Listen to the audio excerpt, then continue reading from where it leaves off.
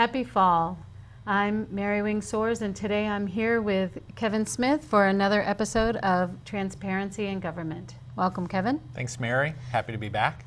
First, I've got to congratulate you. 25 years as the voice of Lancer Nation. That's awesome. It was, well, thank you for saying that.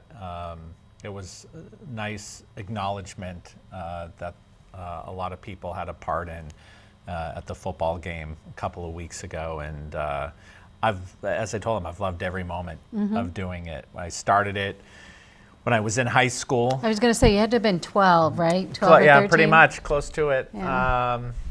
I started when I was a sophomore in high school doing the basketball games, and then started doing the football games when I was a junior.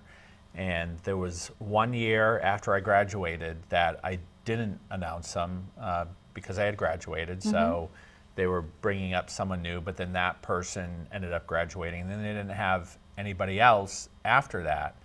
So someone had found out or got word that I was going to school locally, and I was still living at home.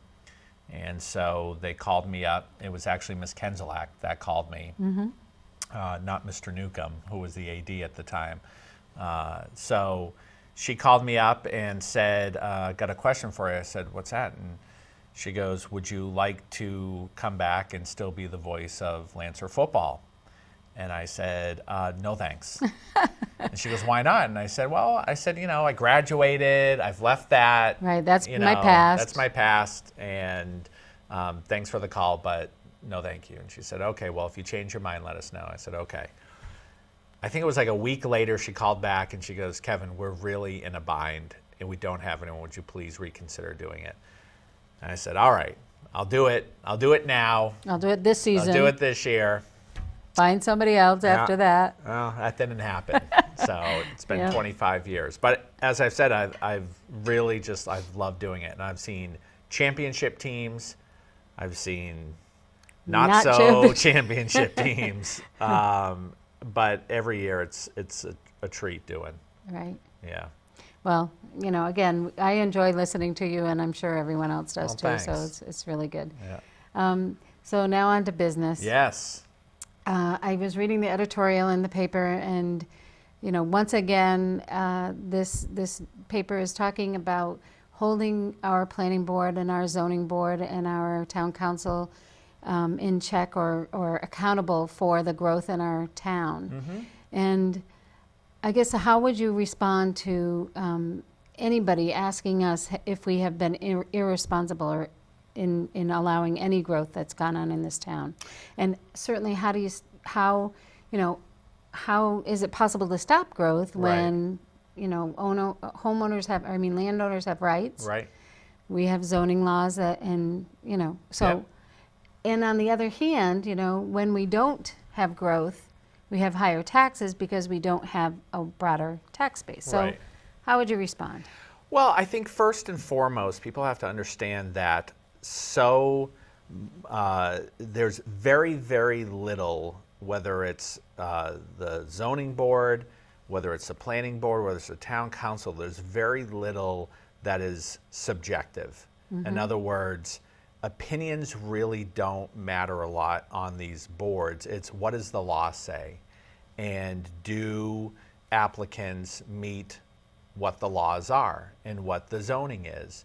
Now, there is some that's left to discretion. For instance, if somebody wanted to build multifamily in an industrial zone, well, they would need to go to the planning board and the town council to get the zoning changed. And it would be at the discretion of the planning board and town council to decide whether they want to change industrial to multifamily, which there was a request to do that a couple of years ago in one of the zones. So something like that, there is discretion to do so. And I would add that in that case, both the planning board and the council denied it and said we're not going to change industrial to multifamily. But if an applicant meets all of the criteria to build in a zoned area for whatever it is, for instance, let's take Bluebird self-storage.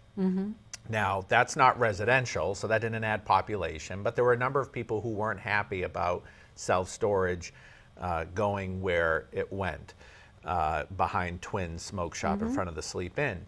And, you know, you read comments online like, why didn't they just say no? Why, you know, can't they tell them we don't want self-storage? It doesn't work that way, as you know, serving on the planning board. We may not want self-storage Right. there, but the way that area was zoned, which I think it was C2, which is a commercially zoned area, and there could have been a lot higher and better uses to go there. A restaurant could have gone there, a concert hall could have gone there, but ultimately the market drove it, and the market decided that a self-storage facility was going to be put on that particular piece of land. So as you said, landowners have rights too, and it's always a balancing act between what the town's laws are, what the town's zones are, versus what the landowner's rights are as well. We have rules and limits on signage in town.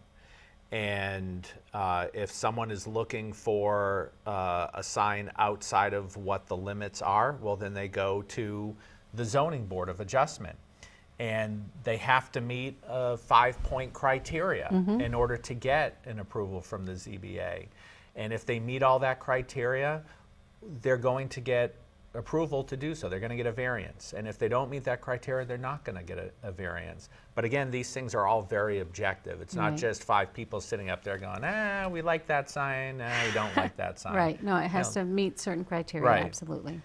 Points And of law. you know, the points of law. And then the other thing I would point out is that, you know, we're in good economic times right now. There was a period in Londonderry, especially after the economic crash in 2008, where there was almost no growth at all. There was no commercial growth, there was no residential growth, because it just, the economics of it weren't working at the time. People weren't spending money, they weren't borrowing money, banks weren't loaning money. So there was very, very little construction. We're in good economic times right now. I would not be surprised if 5 years from now we're sitting here going, well, the editorial says, how in the world are we going to get the economy going? You know, how are we going to get more people Right, to move to town? right. How are we going to, you know, increase economic development?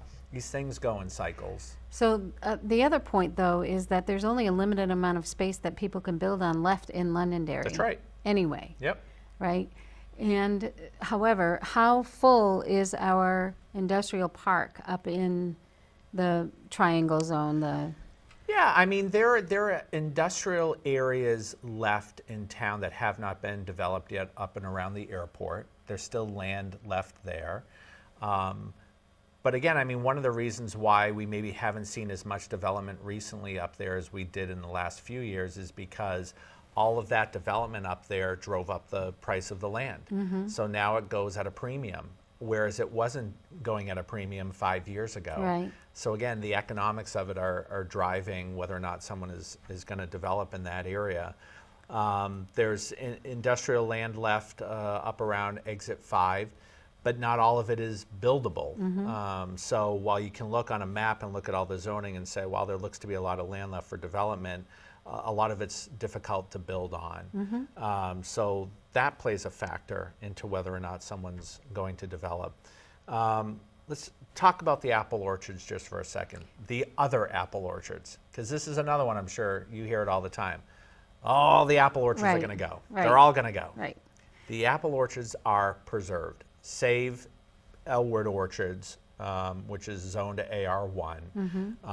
They are not, most of Elwood's not in a conservation easement. So could they, piece by piece, turn it into housing? They could do that. Not multifamily housing, but single family homes, as they're doing with a portion of it right now. But Sunnycrest Farm, Merrill Farm, Moose Hill Orchards, these are all, as you know, tied up in conservation. So they're never going to be developed into housing or into another Woodmont. My big concern for those orchards is that they have succession plans. And because we want to see them continue to be farmed well into the future. Sure. But as you know, farming is not a difficult profession Right. now. And it's hard to make money as a farmer. And so my concern as town manager is that these private businesses have some kind of succession planning and vision for the future for how they'll still continue to make the farming a profitable business, because if these families walk away from their farms, well, now we've got a new problem, Mary. We've got apple trees that don't take care of themselves, Right. that'll grow out of control in all different parts of the town. And then you'll hear, But it's a town, and it's a town's responsibility town's because the town responsibility, owns right. the easement. right, and we own the easement on it, but there's only so much we can do as the easement holder, not as the actual holder of the Right. land. Right, we can't work on the land just because we have the easement. Right, yeah. Yeah, So, but I think when people see development going on around town, there's a number of things they have to think about. One, it's a good economic time. That's why they're seeing, first and foremost, the economics are working right now, and that's not going to be forever. Number two, the commercial and industrial development add to the add to the tax base. They improve everybody's tax position from a property tax position in town, which is a good thing. right, And number three, we are a desirable town. People want to live here. And so they shouldn't necessarily look at new subdivisions as being a bad thing, that people want to move into this town. They want to live in this town. Because there are plenty of towns in New Hampshire that are losing population, that have empty school buildings. Their tax base is depleting, which means everyone who's there's property taxes are going higher. right. And that's not a position you want to be in.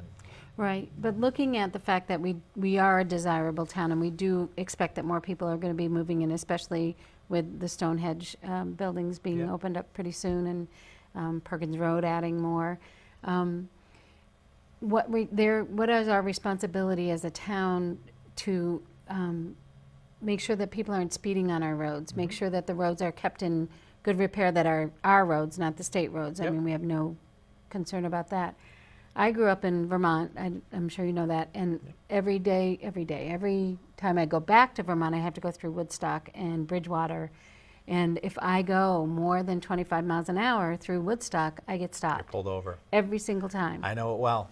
And Bridgewater, Yep. you know? So why is it that we don't have that kind of a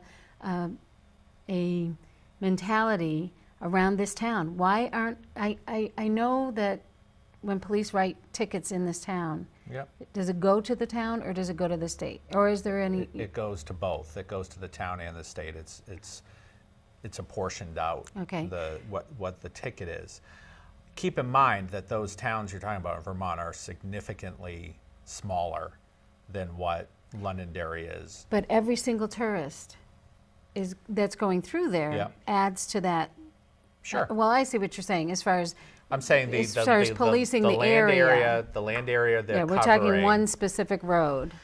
Right, you're talking one road, and I know what the road you're talking about because my in-laws have a place in Queechee, Right. and so we often travel to Sure. Woodstock as Yep. well. And Beautiful. I've never been pulled over there, but I know exactly what you're talking about because I've seen other people. Oh, and you know, 3 tickets. if you go through there enough, if you're a regular, you know, Yeah. you've gotten 3 tickets there. Well, because I go in 32 Okay. and a 25. Yeah, yes. I know. I mean, They're- this guy, they don't fool Right. around. But it's one road in and out, and it's a smaller land area they're dealing with. So I wouldn't say it's apples to apples, but No pun intended. no. I will say that, so let's take speeding, for instance. What can we do about it? Well, what the police have done in a number of areas, as I'm sure you've seen, is set up the new radars, right. which has helped a lot in slowing people's speeds down. Because we can't be on every road at every time. It's funny because I can drive around town sometimes and think, how many officers do we have working right now? Because it seems like I pass an officer on almost every road I go down. Other times I'll drive around town, I won't pass one. So it depends on what parts of town they're patrolling at the time. And we do have, as you know, square mileage wise, I mean, it's 41 square miles. There's a Right. lot of roadways to be covering town. So we can put up those radar signs, the speed signs, which do deter speeding. We can make traffic changes like we did on Hardy Road, Hardy and Stonehenge, where we put up the 4-way traffic stop. we can hire more officers and have more patrolmen on the road as well, making stops. So, and I know too, handing out tickets, it is a deterrent. It definitely is a deterrent. My point is that if I mean, I don't want this town to be a reputation to have a town, we don't want to drive through your town because we're going to get a ticket. Yep. But, you know, it doesn't stop people going to Woodstock just because they know Right. if they go more than 25, Sure. they're going to get a ticket. Right. The point that I'm trying to make is that we know that there are roads where there are speeders, and they're continually every single day, no matter what we do. Yep. So Here's another thing. Well, here's another thing you can do, Mary, and this has happened quite often, is you can file a complaint or an inquiry with the police.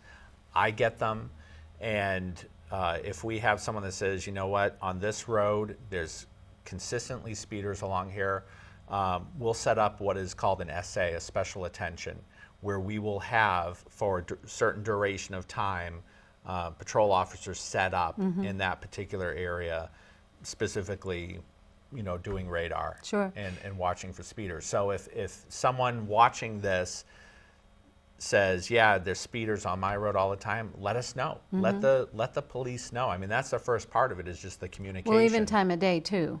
Absolutely. You know, yeah. because that would be important. There's some times when I'm sure that there aren't a huge number of speeders, but Yeah. other times a day they're Absolutely. zooming right through. Yeah. But let the police department know about it so that we can set up a special attention out there. And, Yep. you know, part of what this editorial is saying is that we do have to be responsible ourselves. We do have to notice. We do have to bring things to people's attention and be part of the solution, not part of the problem. Right. And part of being part of the solution too, Mary, I believe, is also people educating themselves on the process, educating themselves on the rules that have to be followed by the planning board, by the ZBA, by the town council. It's so important because, you know, again, oftentimes people will just opine on an issue without having any knowledge of what is actually going on here. You know, what are the state laws that they have to follow? I mean, a lot of this has been decided in court cases already. Workforce housing. I hear it a lot. Can't we just say no to workforce housing? No, we can't, because the state says we have to have A certain our share percentage, of workforce housing. No community in New Hampshire can say no to it.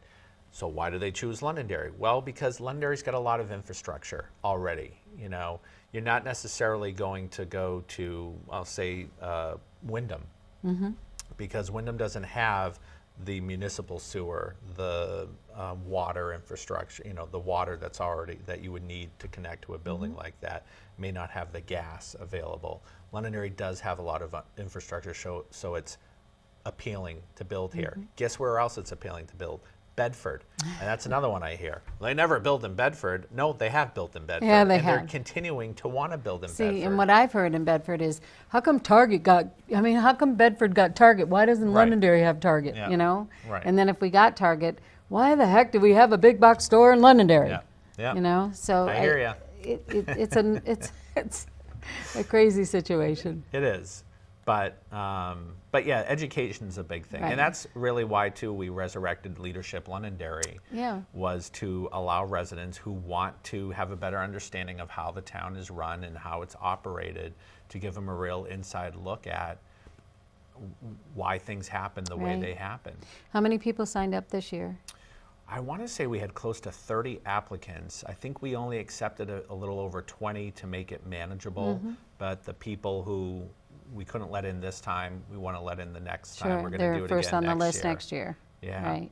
Yeah. That's so, yeah. So it was great to see the amount of interest in it that there was.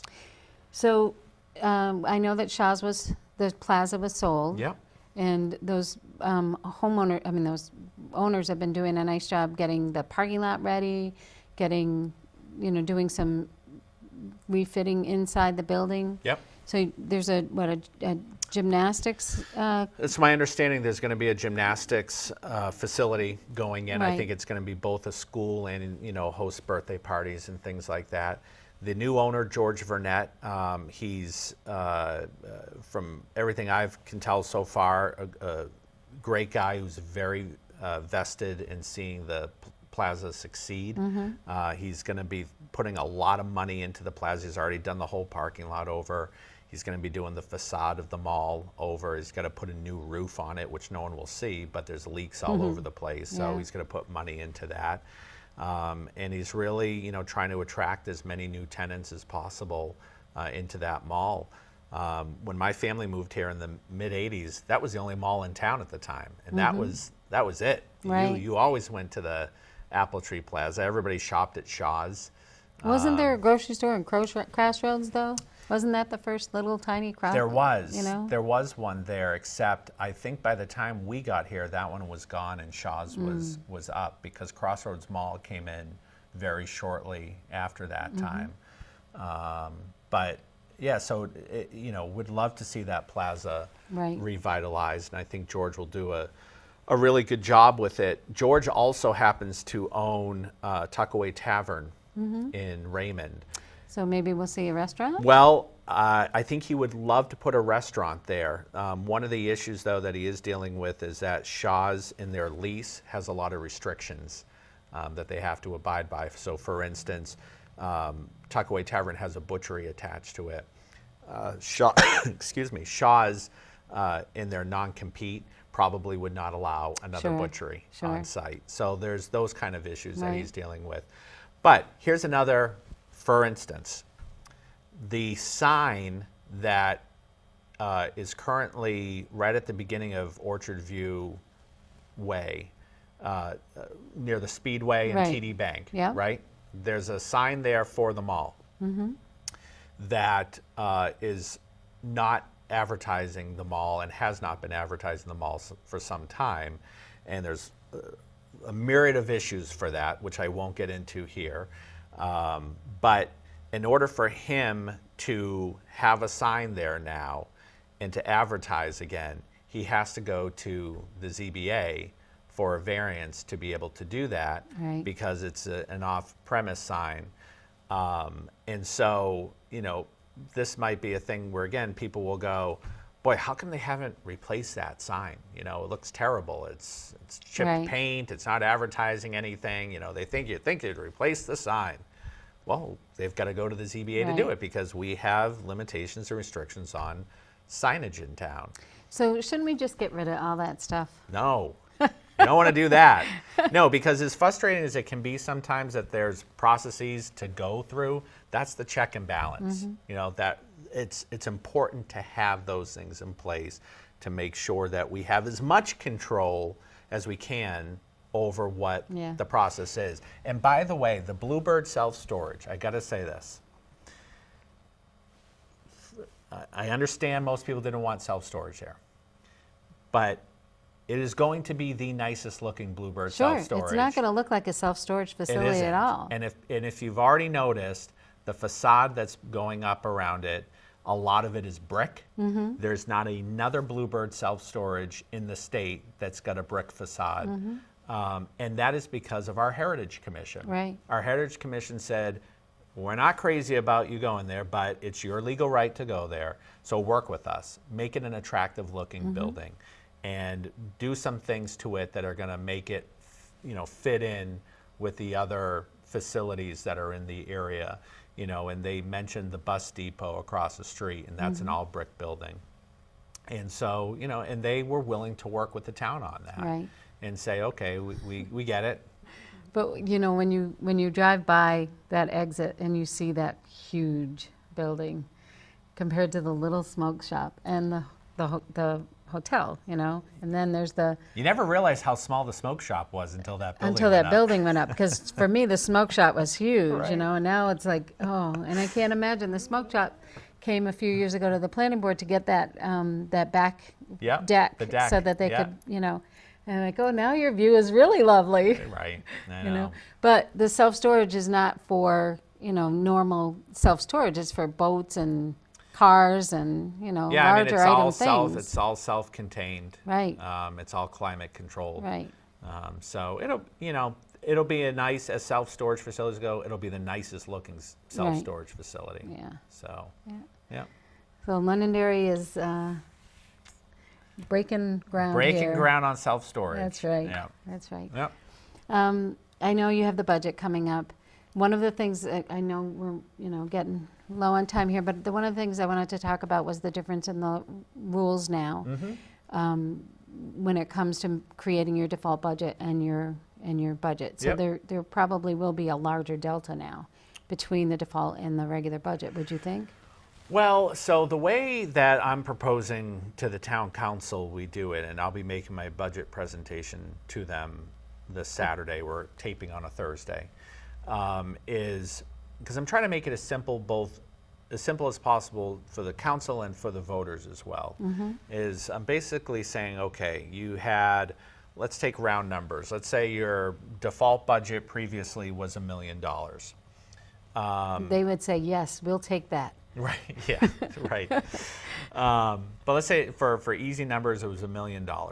Now all we're doing is we're segregating that budget now and saying, well, only $700,000 of it now is considered default. $300,000 of it previously was default, but now we're going to call that a supplemental operating budget because the state has said that stuff you can no longer include in your default budget. Right. And then when people say, well, what stuff is that? Salary increases for any non-represented employees, includes myself. Health care, Right. increased cost of health care, insurance, liability, and all of that stuff. All of your library workers, they're non-union, non-represented. Newsflash, they do get salary increases, merit increases, cost of living adjustments on most years. So, but now, instead of that being in default, it's going to be outside the default budget now to be voted on. Trash pickup, that's another one. We have a contract with Waste Management that has an escalator annually in it. Well, because of that annual escalator, that delta now has to go outside of the default, when previously it would have been in the default. So is the original contract amount, though, in the default, and then just the difference is? Last year's contract amount is in Right. the default, Okay, so the difference but is the going to be in difference is now in the supplemental. Okay, so will you have two things that people have to vote on, either the default? That's And well, the we're going to supplemental give or them we're the- going to give them the default, which we're going to probably make the same as the proposed budget in the first article. Typically, the way it was in every other year is you have your default budget and proposed budget. Now, I know the school board in most years had a different proposed budget from the default budget. Right. The way we've been doing it on the town is most years our default and proposed were Right. identical. And, yeah, There were some years when the proposed was a little lower than default, but in most years default and proposed were the same. That'll probably stay the same. But now there'll be a second warrant article, which will be the supplemental budget. okay. And there's two ways you could do this. One way is you can put everything in this supplemental budget to be voted on in one warrant article, or you could separate it out, all of it, and put them all in separate warrant articles. So you could say, okay, you're voting on the library merit wages now, you're voting on the increase in the trash pickup now, you're voting on Yep. that, and you'd have 400 Yep. different articles. Right, and we just thought that was too cumbersome for the voters, maybe too confusing if they didn't understand why all of these were being put on the ballot when they Right. never have been before. So are you concerned, though, that people will say, well, you've been able to deal with your default budget all these years, your proposed budget all these years, why should we have to give you a supplemental budget? Well, and that's where it's going to be it's on us to educate them that it's not, even though it's being called a supplemental budget, it's only being called that because it's what used to be in default. Okay, so should you think of a different word then, other than supplemental? I mean, because doesn't that sound like it's an additional amount of money that we get to spend? It does. And if you have a suggestion on what to Well- call it, I'm all ears because, well, and because Kind of we the were, difference between workforce housing and affordable housing. well, yeah, it is, but initially we were calling it the supplemental default budget. And then we thought, well, we might get in trouble for that because it's really not a default Right. budget. It's, it used to be, but now it's not. What about necessary operating costs? Well, that's not a bad one either.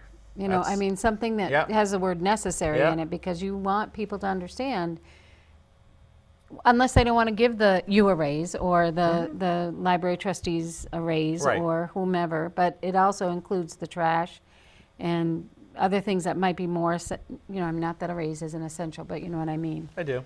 Well, then I'll only work Monday, Wednesday, and Friday, There you Mary, go. so, There you go. the silver lining in everything.